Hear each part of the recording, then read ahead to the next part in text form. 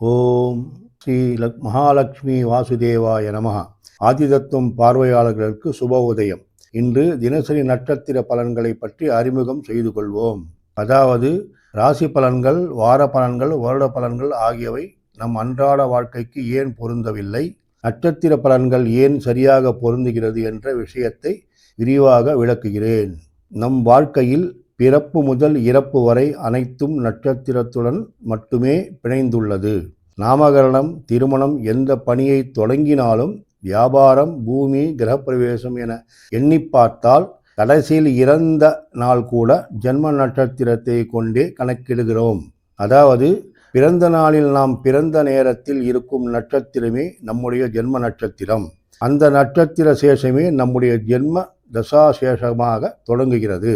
திருமணத்திற்கு வரன் வதுவின் நட்சத்திர பொருத்தம், வியாபாரத்திற்கோ கிரகப்பிரவேசத்திற்கோ எந்த பணிக்கும் முகூர்த்தம் பார்க்க வேண்டுமானால் முதலில் நட்சத்திரத்தை ஆராய்வோம். அதன் பிறகே லக்னமோ திதியோ எதுவானாலும். ராசி பலன்கள் ஏன் பொருந்தவில்லை?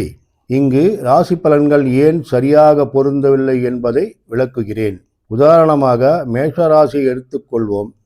மேஷராசியில் அஸ்வினி நட்சத்திரத்தின் 4 பாதங்கள், பரணி நட்சத்திரத்தின் 4 பாதங்கள், கிருத்திகா நட்சத்திரத்தின் முதல் பாதம், மொத்தம் 9 பாதங்கள் சேர்ந்து மேஷராசி ஆகிறது.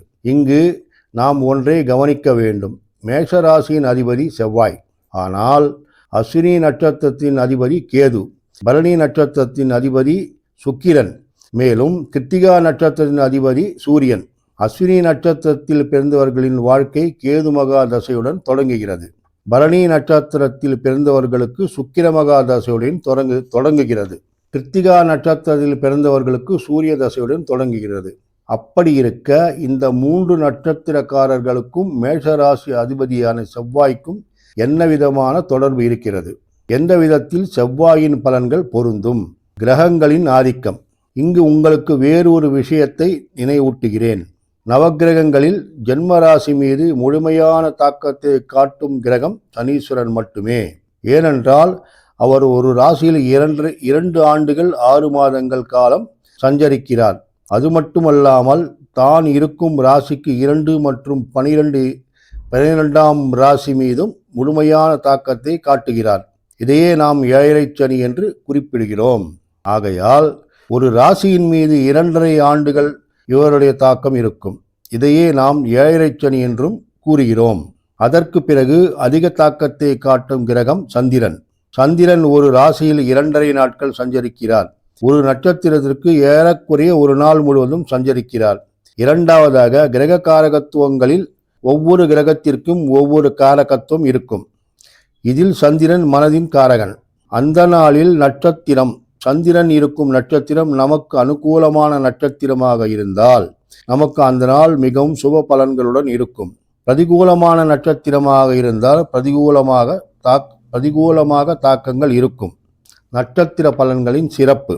ஆகவே சந்திரனை பின்பற்றி நாம் தினசரி நட்சத்திரத்தை கணக்கிட்டு கொண்டால் நம் வாழ்க்கை சுலபமாக இருக்கும்.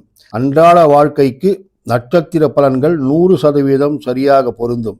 இது நான் ஏறக்குறைய 25 வருட அனுபவத்துடன் சொல்லும் வார்த்தை.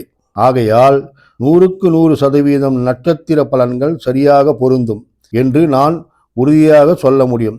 இதை நீங்கள் நடைமுறையில் அனுபவித்து தெரிந்து கொள்ளலாம். மற்றொரு விசேஷத்துடன் உங்களுடன் மீண்டும் சந்திக்கிறேன். கிருஷ்ணம் வந்தே ஜெகத்குரும். இப்படிக்கு உங்கள் சிவா ரெட்டி. ஓம்.